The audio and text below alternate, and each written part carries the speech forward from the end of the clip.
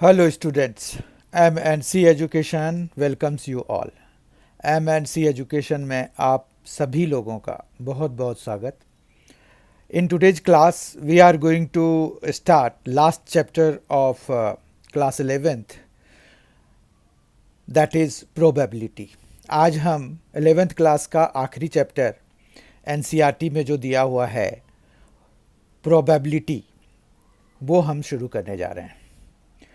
तो आज के सेशन में जो हम कवर करने जा रहे हैं वो है इंट्रोडक्शन, मतलब प्रोबेबिलिटी है क्या. उसके बाद हम डिस्कस करेंगे कि रैंडम एक्सपेरिमेंट क्या होता है, और फिर हम देखेंगे कि आउटकम्स एंड सैंपल स्पेस क्या होता है. ठीक है, ये इन तीन बिंदुओं को आज की क्लास में हमें देखना है. We will discuss 3 points in today's class. First is introduction, second is random experiments, and lastly we will discuss two things, outcomes and sample space. Actually outcomes and sample space are quite related. When we will discuss them, we will see what are the relationship between them. Let us start with introduction. Introduction से शुरू करते हैं हम.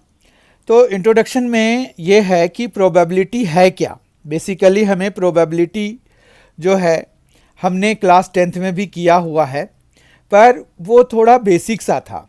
ठीक है, basic in the sense कि हमारे पास जो वहाँ पर इवेंट्स होते थे, बड़े सिंपल इवेंट्स थे, और भी जो चीज़ें होती थी हमें जो प्रोबेबिलिटी निकालने के लिए कहा जाता था, तो वो क्वाइट क्लियर होते थे. तो वो तो इंट्रोडक्शन था, तो हमें जो है वहाँ पर चीज़ें आसान दी गई थी. पर प्रोबेबिलिटी वहीं से जो डेफिनेशन है that will not change. Actually basic चीज़ें कभी भी चेंज नहीं होती.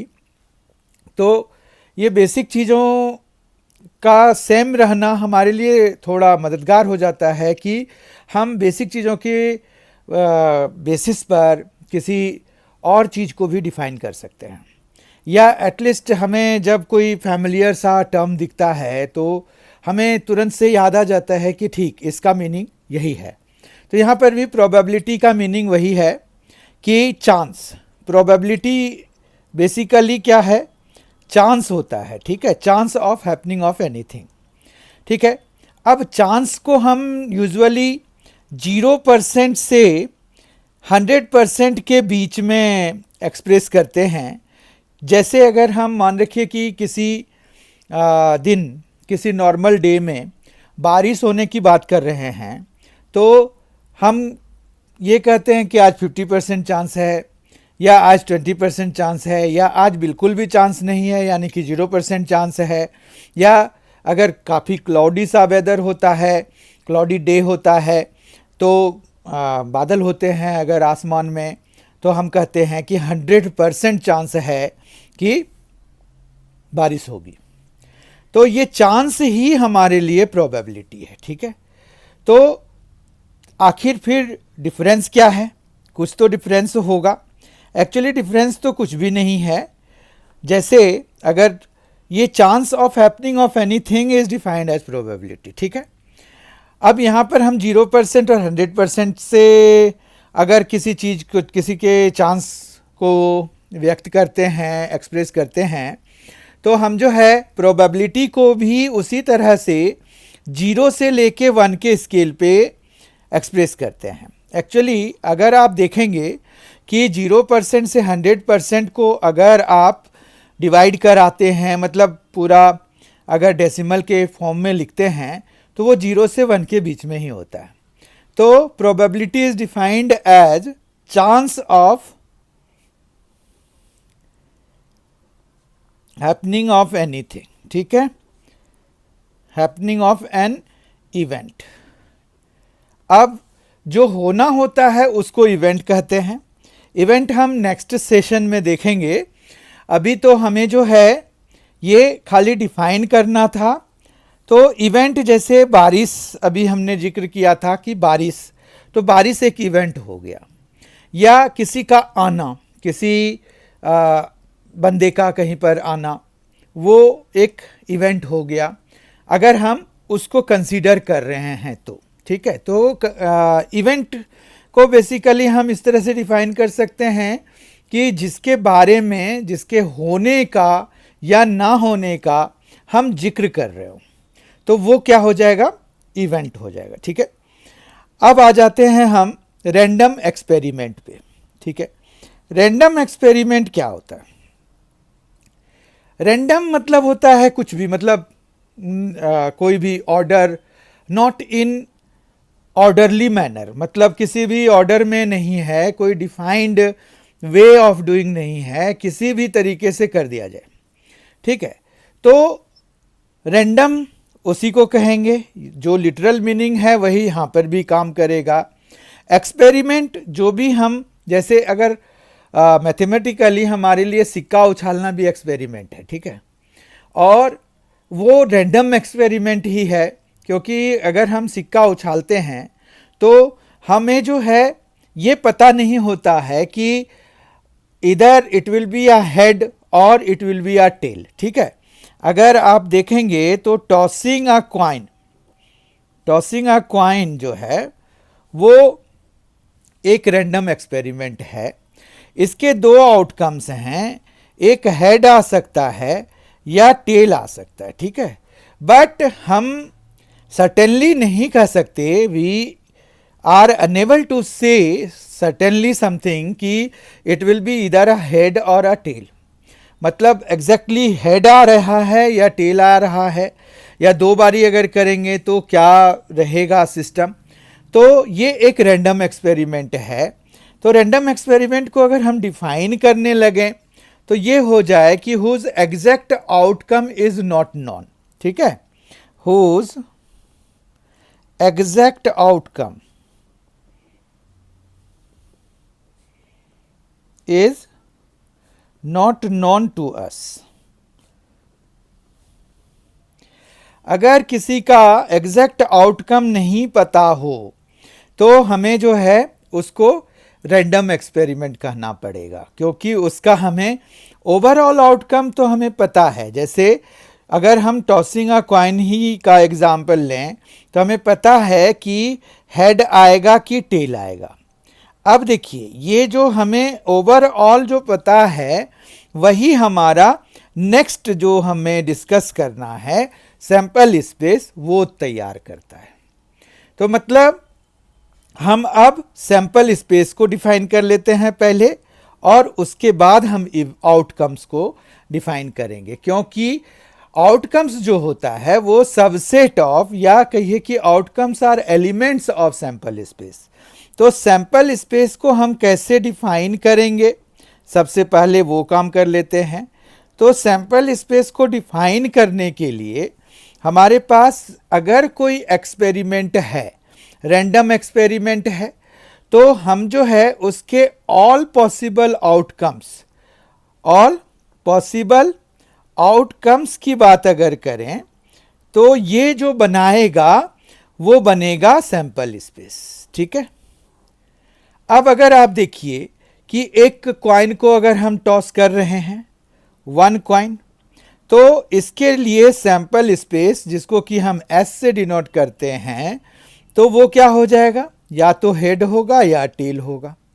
ठीक है, जब दो कॉइन्स की बात करेंगे तो हमारे पास जो सैंपल स्पेस होगा उस केस में H H, H T, T H और टी टी हो जाएगा, क्योंकि यहाँ पर ना ऑर्डर भी मैटर करता है। आप दो कॉइन्स अगर कर रहे हैं तो लेटेस्ट डिफाइन किए, पहला ये दूसरा, तो पहले और दूसरे दोनों पे एच आ सकता है, पहले पे एच दूसरे पे टी आ सकता है, पहले पे टी मतलब टेल और दूसरे पे हेड आ सकता है, या दोनों ही पे टेल आ सकते हैं। ठीक है, इस तरह से हमारा जो सैंपल स्पेस है उसके नंबर चेंज होते जाते हैं। अगर आप यहाँ देखें तो नंबर ऑफ सैंपल स्पेस यहाँ पर कितना है, 2 है, जबकि यहाँ पर नंबर ऑफ सैंपल स्पेस कितना हो गया, ये हमारा हो गया 4। ठीक है, और 4 है तो उसको हम 2 स्क्वायर लिख सकते हैं। इस तरह से आप देखेंगे कि अगर 3 हम कॉइन्स टॉस कर रहे हैं तो हमारे पास 8 आउटकम्स हो जाते हैं। ठीक है, तो अभी मैंने अब बताया कि 8 आउटकम्स हो जाते हैं, यानी कि हमारे पास जब 1 कॉइन है तो 2 आउटकम्स हैं। तो हमने जो हमें डिस्कस करना था थर्ड इसमें, ये थर्ड जो पॉइंट है, जो हमें थर्ड बिंदु, तीसरी बिंदु जो हमें डिस्कस करना है वो आउटकम्स। तो outcomes is basically any element of the sample space. ठीक है, सैंपल स्पेस एक सेट है, set of all possible outcomes है। ठीक है, तो यहां पर आउटकम्स भी आ गया है। तो मतलब ये क्या है, हेड आना एक आउटकम है, टेल आना एक आउटकम है। ठीक है, तो आउटकम क्या होता है, जो कि आ रहा है, मतलब रिजल्ट टाइप का हो गया ना। जैसे अगर आप 3 कॉइन्स की बात करेंगे तो 3 कॉइन्स में सैंपल स्पेस क्या हो जाएगा, वो हो जाएगा एच एच एच। ठीक है, कि तीनों पे हेड आ गए। अब ये हो सकता है कि फर्स्ट 2 पे तो हेड आए और तीसरे पे टेल आ जाए। फिर ऐसा हो सकता है कि फर्स्ट पे हेड आए, दूसरे पे टेल आए और तीसरे पे फिर से हेड आ जाए। हो सकता है कि टेल हेड हेड आ जाए। ठीक है, फिर यहाँ पर टेल टेल हेड हो जाए, फिर टेल हेड टेल हो जाए, फिर हेड टेल टेल हो जाए और टेल टेल टेल हो जाए। समझ में आई बात? तो ये 3 कॉइन्स के केस में अगर आप देखें तो यहाँ पर कितना हो गया, नंबर ऑफ सैंपल स्पेस जो है इस केस में 8 है, जिसको कि आप 2 क्यूब लिख सकते हैं। तो अगर आप किसी एक्सपेरिमेंट को, रैंडम एक्सपेरिमेंट को रिपीट कर रहे हैं तो उसमें जो सिंगल टाइम में सैंपल स्पेस है उसकी पावर लगा देंगे जितनी बारी हम एक्सपेरिमेंट कर रहे हैं। मतलब अलग अलग नहीं, आप जैसे मान रखिए कि आपने 1 कॉइन किया, फिर 2 कॉइन्स किए, फिर 3 कॉइन्स किए, ये तीनों आपको साथ उछालने हैं, तब जाके आपका सैंपल स्पेस ऐसा बनेगा। पर अगर एक ही कॉइन को 10 बारी कर रहे हैं तो सैंपल स्पेस तो हमारा एच एन टी ही रहेगा ना। ठीक है, बात समझ गए? और अगर हमें 10 को एक साथ कंसिडर करना है तब फिर ऐसी हालत हो जाएगी। ठीक है, तो कई बार क्या होता है, आपको कॉन्टेक्स्ट ऑफ द क्वेश्चन में जाकर ये समझने की आवश्यकता होती है। It is highly needed, it is recommended कि आप क्वेश्चन को बहुत ध्यान से पढ़ें और कॉन्टेक्स्ट को समझने की कोशिश करें कि आप सैंपल स्पेस कैसे निकालेंगे। ठीक है, एक तो ये सीधा साधा हिसाब का किताब रहा। अब मान रखिए कि एक डाई अगर हमने फेंका तो उस केस में जो है सैंपल स्पेस क्या होगा, तो सैंपल स्पेस इसमें 1 से 6 तक का कोई भी नंबर हो जाएगा, 1 2 3 4 5 6। ठीक है, तो ये जो है हमारे पास क्या हो गया, ये सैंपल स्पेस हो गया। इसी तरह से 2 डाइस अगर फेंकेंगे तो उसमें जो है नंबर ऑफ सैंपल स्पेस 36 हो जाएगा। I am not going to write all of them. आप सबों ने 10th क्लास में एक बारी तो 2 डाइस का सैंपल स्पेस जरूर लिखा होगा, तो इसलिए इसको फिर यहाँ पर लिखने की ज़रूरत नहीं है। बस आप एक बारी सिर्फ उसको याद कर लीजिए, डाउन द मेमोरी लेन जाइए, वहाँ पर आपको पता चल जाएगा। अभी जो मेनली मैं डिस्कस करने वाला हूँ वो ये है कि सैंपल स्पेस हम तब कैसे निकालेंगे जबकि हमारे पास कुछ ऐसा एक्सपेरिमेंट करें जिसमें कि कंडीशंस लगे हों। जैसे एक एग्जांपल मैं आपको बताता हूँ, उसमें यह है कि आपने एक कॉइन लिया, कॉइन को टॉस किया। टॉस करेंगे तो आपको हेड भी आ सकता है, टेल भी आ सकता है। अगर आपको हेड आया तो फिर से कॉइन को टॉस किया, फिर से कॉइन को टॉस करेंगे तो आपको हेड आएगा और टेल आएगा। पर अगर टेल आया तो उन्होंने कहा कि आप जो है ना फिर कॉइन टॉस मत करो, आप एक डाई फेंक दो। ठीक है, डाई को रोल कर दो। तो ये 1 2 3 4 5 और 6 में से कोई आएगा। अब जब आप इसका सैंपल स्पेस इस वाले एक्सपेरिमेंट का, ये भी रैंडम ही है, हमें नहीं पता है कि जब हम पहली बारी टॉस करेंगे तो हमें हेड ही आ जाएगा या हमें टेल ही आ जाएगा, हमें नहीं पता है। तो इसलिए ये रैंडम ही है। ठीक है, तो रैंडम एक्सपेरिमेंट तो है। अब इसका सैंपल स्पेस ऐसे निकलेगा कि जैसे कॉइन है तो यहाँ पर एच है, एच के साथ में एच आ सकता है, एच के साथ में टी भी आ सकता है। तो अब इस वाले ब्रांच का काम खत्म हो गया। ठीक है, अब दूसरे ब्रांच पे जाएंगे, वहाँ पर भी हम ऐसे ही चलेंगे, T6 T5। तो यहाँ T1 से शुरू करते हैं, T1 T2 T3 T4 T5 और T6 हो जाएगा। समझ में आई बात? तो इस तरह से हम सैंपल स्पेस जो इस कंडीशनल अगर एक्सपेरिमेंट दिए हुए हैं, मतलब ये रैंडम एक्सपेरिमेंट हैं, there is no question about this, but ये कंडीशनल हैं क्योंकि यहाँ पर सबसे पहले ही आपको एक कंडीशन दे दी जाती है कि आप एक कॉइन टॉस तो कर रहे हो, पर अगर हेड आएगा तभी आप कोई स्पेसिफिक काम करोगे, जब टेल आएगा तभी आप कोई दूसरा स्पेसिफिक काम करोगे। तो इस तरह के एक्सपेरिमेंट को आप कंडीशनल एक्सपेरिमेंट भी कह सकते हो बोलचाल में, क्योंकि यहाँ पर पहले कंडीशन फुलफिल होगा, उसके बाद हम दूसरे पे जा रहे हैं। ठीक है, तो इस तरह से आज हमने तीन जो बहुत ही महत्वपूर्ण, important, very important from examination point of view जो चीज़ें कंसीडर की प्रोबेबिलिटी में, वो है उसका इंट्रोडक्शन मतलब डेफिनेशन। तो definition is also very important. Actually किसी चीज़ के बारे में जानना, तो उसके डेफिनेशन से बढ़िया आपको कोई भी नहीं बता सकता है कि वो क्या है।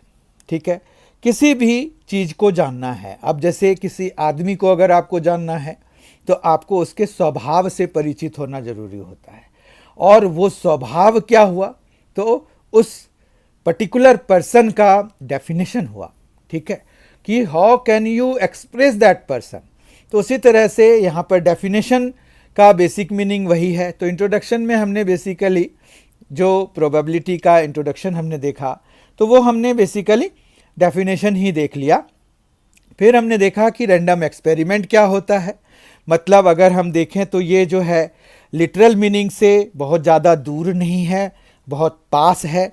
रैंडम मतलब जो होता है कि भाई in any order, no specific order, no defined order, predefined order को फॉलो नहीं कर रहा होता है वो, तो वो रैंडम हो गया। ठीक है, उसके बाद हम आए थे सैंपल स्पेस पे। तो वाइल डिफाइनिंग सैंपल स्पेस हमें पहले आउटकम को डिफाइन करने की ज़रूरत होती है। तो हमने जैसे एक कॉइन टॉस किया तो उसमें से दो आउटकम्स होते हैं, हेड और टेल।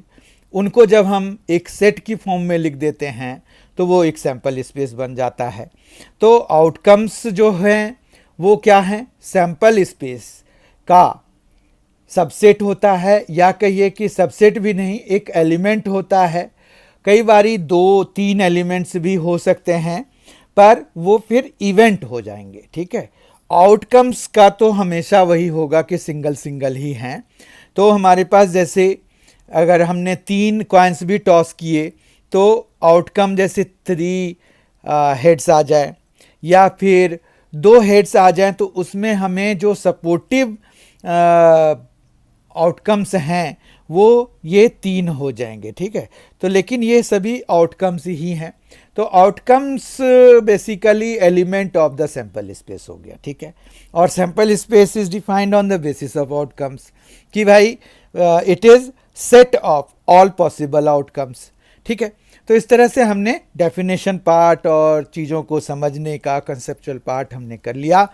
अब जो है हम इन कंसेप्ट्स पर बेस्ड 4 बहुत ही शानदार क्वेश्चन करने जा रहे हैं, जो कि किसी भी स्कूल एग्जामिनेशन के लिए, क्योंकि 11th क्लास में तो आपका स्कूल एग्जामिनेशन ही होगा, तो किसी भी स्कूल एग्जामिनेशन के लिए बहुत ही इंपॉर्टेंट क्वेश्चंस होते हैं ये। तो और ये बहुत बेसिक हैं, बहुत ज़्यादा एडवांस नहीं हैं, लेकिन ये पूछे जाते हैं, तो किसी भी एग्ज़ाम में के लिए ये आवश्यक है। और आज जो हमने सेशन किया है, उस सेशन में जो हमने 3 पॉइंट्स कवर किए हैं, उनको जानने के लिए भी ये ज़रूरी है। ठीक है, तो आइए हम क्वेश्चंस करते हैं। Today's first question is, an experiment consists of recording boy-girl composition of families with 2 children. सबसे पहली बात आपको क्या करना है, बॉय गर्ल कॉम्पोजिशन देखना है और फैमिलीज़ के जिसमें कि 2 चिल्ड्रेन हों। ठीक है, तो हमें जो है ये एक्सपेरिमेंट है। अब देखिए ये एक्सपेरिमेंट है, तो आपका ये भी, इसको भी मैथमेटिकली भी से एन एक्सपेरिमेंट। ठीक है, आपको वो केमिकल रिएक्शन वाले ही एक्सपेरिमेंट हों ये ज़रूरी नहीं है। तो ये भी एक एक्सपेरिमेंट है हमारे लिए, ठीक है, मैथमेटिकल एक्सपेरिमेंट इसको कह सकते हैं। इसमें जो क्वेश्चन है ये है कि भाई boy girl composition of families with 2 children हमें देखना है। उसमें what is the sample space if we are interested in knowing whether it is a boy और a girl in the order of their births. अब यहाँ पर हम अगर sample space, what is the sample space, तो हमें sample space लिखने को कह रहे हैं वो, तो let us start writing it's sample space. First part ले लेते हैं। अब यहाँ पर अगर देखें कि बॉय है या गर्ल है इन the order of there birth, तो हम यहाँ पर क्या लिख सकते हैं, बीजी लिख सकते हैं। अगर हम ये एज्यूम करें कि बीजी का मतलब जो पहले आया है वो पहले बॉर्न है, ठीक है, जैसे यहाँ पर बी मतलब boy is Elder and girl is younger.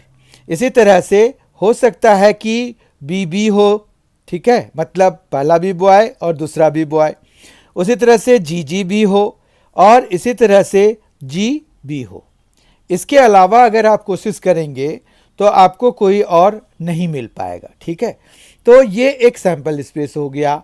तो आप यहाँ पर B1 G2 लिख सकते हैं, B1 B2 लिख सकते हैं, G1 G2 लिख सकते हैं, G1 और B2 लिख सकते हैं। तो ये पोजीशन के हिसाब से भी हो जाएगा कि जो सेकेंड 2 जिसमें सबस्क्रिप्ट है तो वो यंगर है और 1 जिसका सबस्क्रिप्ट है वो एल्डर है, ठीक है। तो इस तरह से ये सैंपल स्पेस आप 2 तरीके से फ्रेम कर सकते हैं। या तो आप BG, BB, GG और GB लिख सकते हैं विद एन अंडरस्टैंडिंग कि जो पहले अपीयर हो रहा है वो एल्डर है और जो बाद में आ रहा है वो जो है यंगर है, ठीक है। आप ऐसे भी लिख सकते हैं, वैसे भी लिख सकते हैं, ओके। अब हम सेकेंड पार्ट को अगर देखें तो what is the sample space if we are interested in the number of girls in the family. मतलब हम नंबर ऑफ गर्ल्स, देखिए क्वेश्चन पढ़िए, what is the sample space, लिखना हमें सैंपल स्पेस ही है। If we are interested in the number of girls in the family, number of girls in the family पर अगर हम इंटरेस्टेड हैं तो हम क्या सैंपल स्पेस इसका लिखेंगे। अब नंबर की बात अगर आ गई और यहाँ पर सबसे पहले ये कहा गया है कि we are considering only those families which have 2 children, ठीक है। देखिए फैमिलीज विद 2 चिल्ड्रन को कंसीडर कर रहे हैं ना। तो हमारे पास यहाँ पर अगर नंबर ऑफ गर्ल्स की बात करें तो क्या हो सकता है, या तो कोई भी गर्ल ना हो जिसको कि हम किससे रिप्रेजेंट कराएंगे, नंबर 0 से। फिर ऐसा हो सकता है कि एक गर्ल हो तो हम उसको 1 से रिप्रेजेंट कराएंगे, और अगर दोनों ही गर्ल हैं तो 2 से रिप्रेजेंट कराएंगे। तो इस केस में sample space will contain only 3 numbers 0, 1 and 2, ठीक है। इसमें यही होगा कि नो गर्ल, यहाँ पर आप इसको एक्सप्लेन करने के लिए ये लिख सकते हैं वेयर 0 रिप्रेजेंट्स नो गर्ल, ठीक है। फिर 1 रिप्रेजेंट्स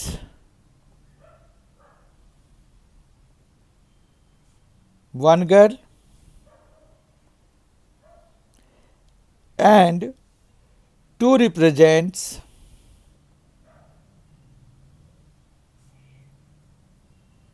both गर्ल्स, ठीक है।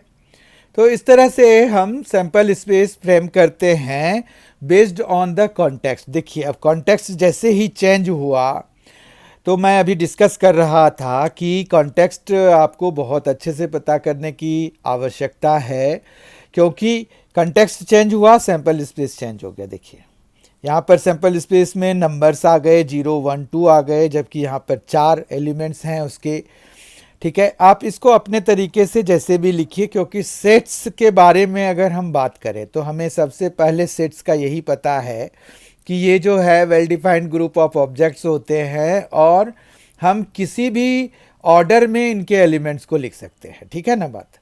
अब क्वेश्चन नंबर 2 पे आ जाइए।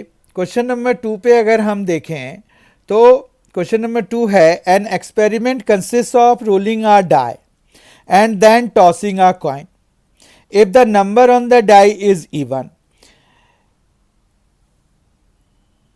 यहां पर क्या है कि एक एक्सपेरिमेंट है, डाई को रोल किया, अगर डाई में इवन आया तो टॉस अ कॉइन, यही हुआ इसका मतलब। ठीक है, देखिए पढ़िए आप इसको फिर से। An experiment consist of rolling a die and then tossing a coin if the number on the die is even. ठीक, इसका सेकेंड है, if the number on the die is odd the coin is tossed twice. Coin को 2 बारी फेंका गया। ठीक है, यहां पर कॉइन को एक ही बारी फेंका गया, टॉसिंग अ कॉइन है। यहां पर है the coin is tossed twice, जब डाई पर ऑड नंबर आए। Right the sample space for this experiment. आपको सैंपल स्पेस लिखना है। इसके लिए पहले एक थोड़ा सा डायग्राम अगर बना लें तो हमारा काम काफ़ी आसान हो जाएगा। 90% तक काम आसान हो जाता है। यहाँ पर क्या है, डाई को आप फेंक रहे हैं तो यहाँ पर डाई लिख दीजिए। डाई को जब आप रोल करेंगे तो आपके पास जो है 6 में से कोई भी नंबर आ सकता है ना, 1 2 3 4 5 6, कोई भी नंबर आ सकता है। फिर ये कह रहे हैं if the number on the die is even, तो इवन कौन कौन सा है, एक ये है, एक ये है और एक ये है। तो हम क्या कर रहे हैं, then tossing a coin, coin को टॉस कर रहे हैं। तो फिर 6 पर भी एच और टी आ सकता है, 4 पर भी एच और टी आ सकता है, क्योंकि एक बार ही अगर हम कॉइन को टॉस करेंगे तो यही तो हो सकते हैं। और अगर आपके पास यहाँ पर ऑड नंबर आया है, die number on the die is odd, the coin is tossed twice, 2 बारी फेंकेंगे हम इसको, तो यहाँ पर का जो सैंपल स्पेस होगा वो H H, H T, T H और टी टी। ठीक है, बहुत ध्यान से देखिए, इसको छोटा छोटा लिखना पड़ा जगह के स्कार्सिटी से, पर आपको दिख रहा होगा। ध्यान से देखिए, एच टी, टी एच और टी टी आएगा। ठीक है, यही चीज़ यहाँ पर भी होगा, एच एच होगा, एच टी होगा, टी एच होगा और टी टी होगा, कोई दिक्कत नहीं है। अब हम इसका सैंपल स्पेस जब लिखना चाहते हैं, जो कि हमारा क्वेश्चन है, राइट द सैंपल स्पेस, तो हम लिखेंगे एस इज इक्वल टू 1 है, 1 के साथ एच एच, 1 के साथ फिर एच टी, 1 के साथ फिर टी एच, फिर 1 के साथ टी टी। आप देखिए इसको कैसे लिखेंगे, 1 H H, 1 H T, 1 T H और फिर 1 टी टी। ठीक है, एक तो ये हो गया। फिर 2 के साथ में 2h और 2t, बस यही 2 आएंगे। समझ में आ रही है बात? इस तरह से आप जो है ये सैंपल स्पेस लिखते हैं। यहां पर थर्ड वाले पे आइए, थर्ड में है 3hh, 3ht, 3th, 3tt, तो 3hh, 3ht या th, 3ht और 3tt। ठीक है, ये हो गया। उसके बाद आप लिखेंगे 3 के लिए 4 पूरे हो गए, तो यहाँ तक तो हो गया। उसके बाद 4 के साथ सिर्फ 2 ही आएगा, 4h और 4t। ठीक है, फिर 5 के साथ में tt, 5 के साथ में th, 5 के साथ में ht और 5 के साथ में hh। ठीक है, फिर 6h और 6t। ठीक है, इस तरह से ये सैंपल स्पेस हमारा पूरा हो गया। और अगर आउटकम्स की बात करें तो ये सभी इनके आउटकम्स हैं, मतलब 1 2 3 4 5 6 7 8 9 10 11 12 13 14 15 16 17 18। तो in total there are 18 outcomes for this experiment. ठीक है, और सैंपल स्पेस जो है उन सभी आउटकम्स का सेट होता है, इसलिए ये एक सैंपल स्पेस बना रहा है। समझ में आ गया आपको? आइए थर्ड क्वेश्चन देखते हैं। Third question is a die is thrown repeatedly until a 6 comes up, what is the sample space for this experiment. ये 1 मार्क के लिए बहुत ही बेहतरीन क्वेश्चन का चॉइस होता है स्कूल एग्जामिनेशन के लिए। आप इसको बहुत ध्यान से समझिए। ये क्या कह रहे हैं कि a die is thrown repeatedly until a 6 comes up. तो ये 6 का आना जो है ना, ये रैंडम है। मतलब अगर हम लकी एनफ रहे तो हो सकता है कि पहले पे ही आ जाए। अगर हमारा लक साथ नहीं दे रहा है उस दिन, तो हो सकता है कि हम 20 बारी भी करें तो भी हमें 6 ना आए। ठीक है। और फिर डाई की बात कर रहे हैं तो हमें सैंपल स्पेस बहुत अच्छी तरह से डिजाइन करना पड़ेगा ताकि एग्जामिनर को ये पता चल जाए कि हमने क्या लिखा है, उससे मैसेज भी कन्वे हो जाए। ठीक है। तो इसको कोशिश करते हैं हम अच्छे से लिखने की, ताकि एग्जामिनर को कोई दिक्कत ना हो इस चीज़ को समझने में कि हमने क्या लिखा है। अब जैसे देखिए, die is thrown repeatedly until a 6 comes up. अभी मैंने बताया कि अगर हम लकी एनफ रहे तो हो सकता है कि पहले बारी पे ही 6 आ जाए, पर अगर पहले पे नहीं आएगा तो बड़ी दिक्कत है। दिक्कत क्या है, आपका 1 6 हो सकता है कि दूसरे पे आए, पहले पे 1 आ जाए या कोई दूसरा नंबर आ जाए, है ना। यहाँ पर 2 6 आ जाए, यहाँ पर हो सकता है कि 3 6 आ जाए, हो सकता है कि 4 6 आ जाए, हो सकता है 5 6 हो जाए।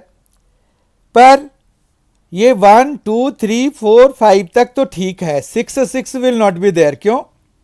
क्योंकि 6 अगर आ गया यानी कि पहले बारी पे 6 आ गया तो यहीं पर ये वाला हो गया ना, तो हमारा 6 6 इसमें नहीं आएगा। ठीक, बात समझ गए।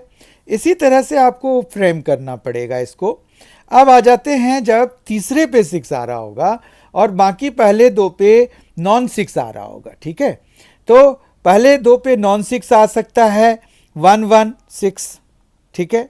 इस तरह के आपके पास बहुत सारे बन जाएंगे। अगर आप देखिए तो 1 2 6 भी आएगा, 1 3 6 भी आएगा, है ना, 1 4 6 भी आएगा, 1 5 6 भी आएगा, 1 5 6 आएगा, पर 1 6 6 नहीं आएगा क्योंकि 1 6 तो यहाँ पर है हमारे पास।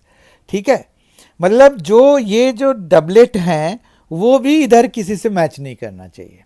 जैसे ही मैच करेगा तो वो फिर उसी पे चला जाएगा, वहीं पर हम स्टॉप कर जाएंगे। क्योंकि as soon as we get a 6 until a 6 comes up ना, तो ये वही है हमारे पास। अब जो है 1 1 का तो मामला ठीक हो गया। अब 2 1 6 भी हो सकता है, 2 2 6 भी हो सकता है, 2 3 6 भी हो सकता है।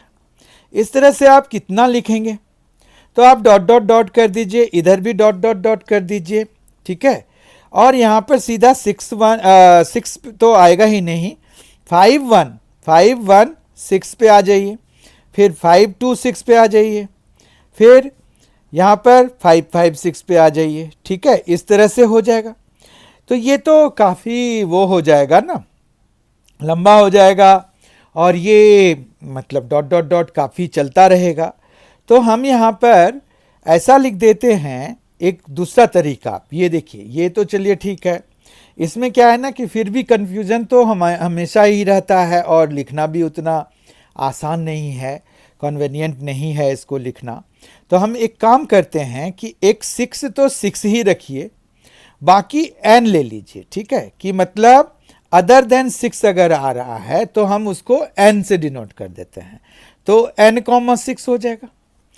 फिर तीसरे पे हम n 6 लिख सकते हैं, n 6। फिर इसी तरह से n n 6 हो जाएगा। समझ रहे हैं बात को? तो इस तरह से आपके पास जो है ये यहाँ पर हम ये कर देंगे कि where n denotes a number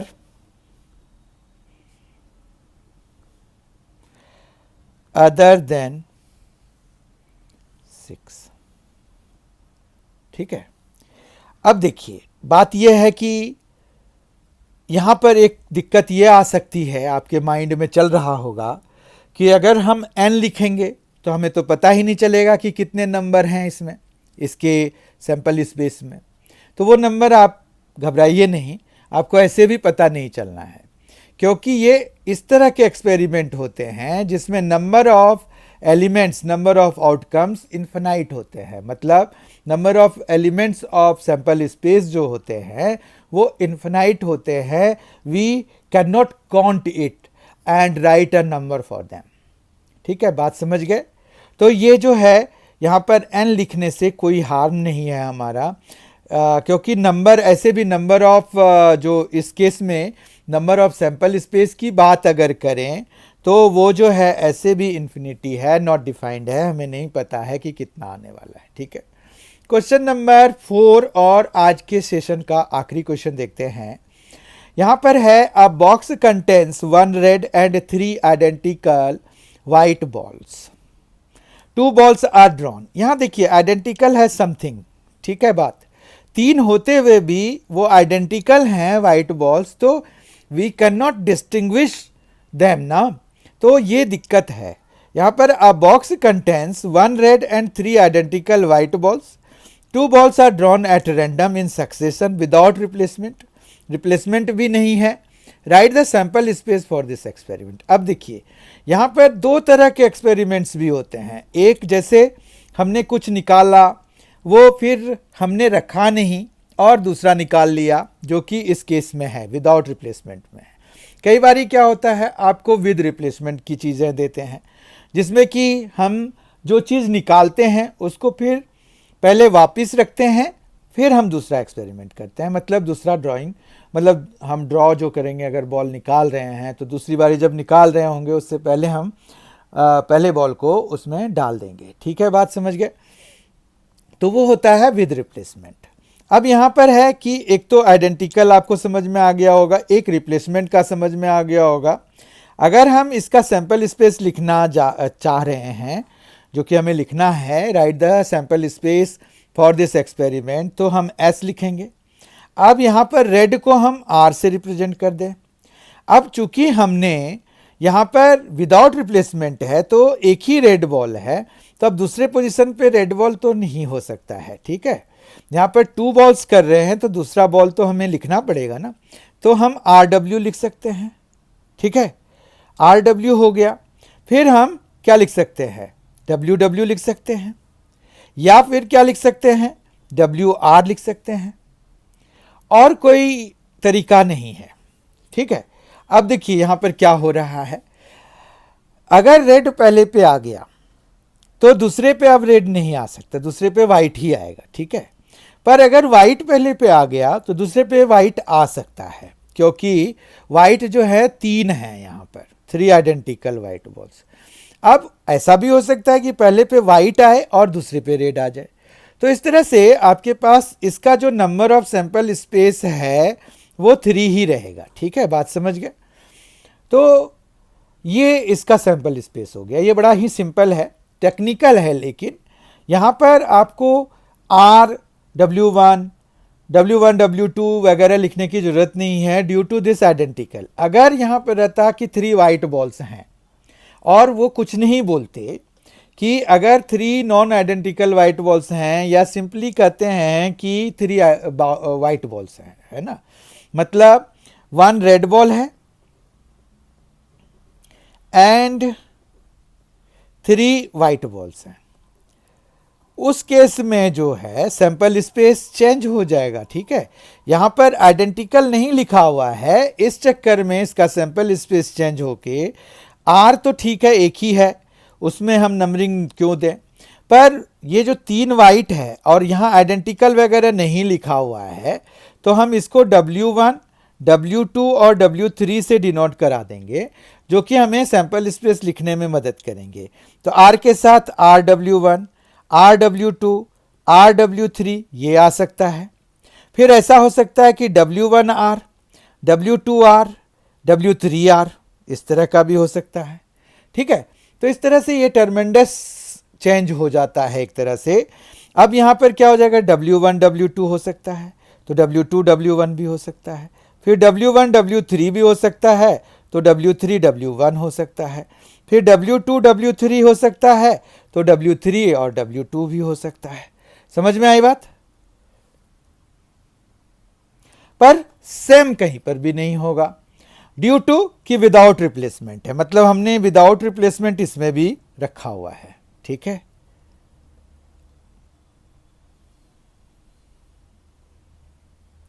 अब मान रखिए कि अगर आपके पास विद रिप्लेसमेंट आ जाता तो इस केस में भी चेंज हो जाता। विद रिप्लेसमेंट के केस में ये विदाउट है ना, अगर विद रिप्लेसमेंट रहेगा तो केस अलग हो जाएगा। विद रिप्लेसमेंट के केस में हम क्या करेंगे,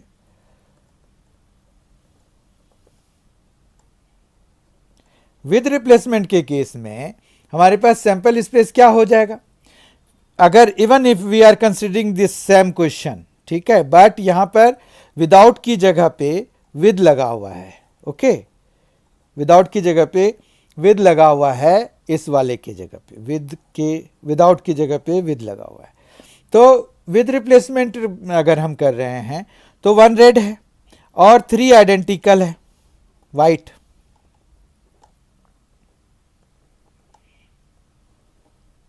कोई प्रॉब्लम नहीं है।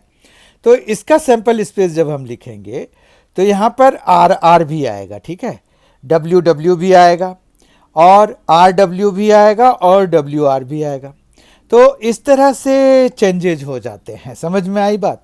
तो आपका यहाँ पर सबसे जो इम्पॉर्टेंट चीज़ है जब आप सैंपल स्पेस लिखते हैं किसी का, तो वो उसका जो कॉन्टेक्स्ट है वो बहुत इम्पॉर्टेंट है कि विद रिप्लेसमेंट है, विदाउट रिप्लेसमेंट है, आइडेंटिकल है या डिस्टिंग्विश कर सकते हैं हम उनको, इन सभी पे डिपेंड करता है ये। ठीक है, तो इस तरह से आज हमने प्रोबेबिलिटी की शुरुआत करी जो कि 16th चैप्टर है क्लास 11th का।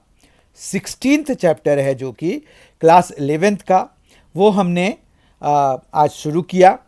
और हमने जो 3 बहुत ही इम्पॉर्टेंट चीज़ें, जैसे पहला डेफिनेशन, फिर हमने रैंडम एक्सपेरिमेंट और outcome and sample space discuss किया। आई होप कि आपको ये सारी चीज़ें समझ में आ गई होंगी।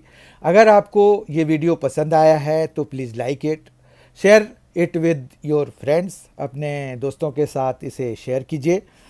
और अगर आपने अभी तक MNC एजुकेशन को सब्सक्राइब नहीं किया हुआ है तो please subscribe MNC education so that you get all the notifications for all the upcoming videos।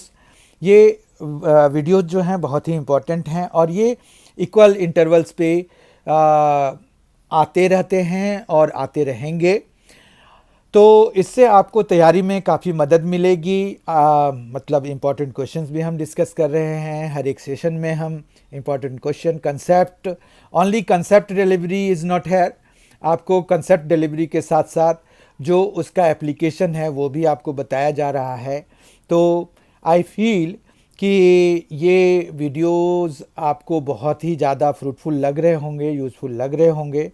और अगर मान लेते हैं कि अभी नहीं भी लग रहा है तो आपको ये आने वाले दिनों में फ्रूटफुल लगने लग जाएंगे जब आप इसको यूज़ करना सीख लेंगे कि ठीक है, हमें कोई प्रॉब्लम आई है या हम कोई कंसेप्ट सीखना चाहते हैं, तो आप बहुत शांत दिमाग से उसको सीखने का प्रयास कीजिए। वीडियो को पॉज करके देखिए और आपको प्रॉब्लम्स क्या दिया हुआ है उसको समझने की कोशिश कीजिए। पहले आप जितने भी प्रॉब्लम्स हम डिस्कस करते हैं उनको आप पहले खुद सॉल्व करने की कोशिश कीजिए, उसके बाद ही आप सॉल्यूशन देखिए। या फिर आप उनको सॉल्व कर लीजिए, वीडियो पॉज करके मोबाइल साइड रख दीजिए, उनको सॉल्व कीजिए और फिर जो है आप आंसर मैच करा लीजिए। तो आपको ये काफ़ी अच्छा कंसेप्ट बिल्डिंग के लिए बहुत ही फ्रूटफुल लगेगा, आपको यूज़फुल वीडियोस लगेंगे ये सारे। तो MNC के प्लेलिस्ट में जा कर के आप 11th क्लास के मैथ्स के सारे ही वीडियोस देख सकते हैं। वहाँ पर इनके 11th क्लास के NCERT के सारे ही टॉपिक्स हैं वहाँ पर। तो आप वहाँ पर जब जाएंगे तो आपको जो जिस भी चैप्टर का कोई भी टॉपिक अगर चाहिए तो वो मिल जाएगा आपको प्ले लिस्ट में। तो आप MNC एजुकेशन को पहले तो सब्सक्राइब कर लीजिए, आई रिक्वेस्ट, और उसके बाद फिर आप उसके प्लेलिस्ट पे जा कर के जितने भी सेक्शंस हैं आपके एनसीईआरटी के, वो सारे सेक्शंस आप वहाँ पर देख सकते हैं। उनके सारे के वीडियोस तैयार हैं।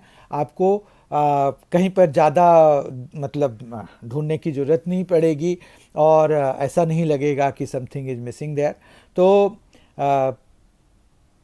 आपको अब इसका नेक्स्ट वीडियो प्रोबेबिलिटी का चैप्टर 16 का बहुत ही जल्द अवेलेबल करा दिया जाएगा।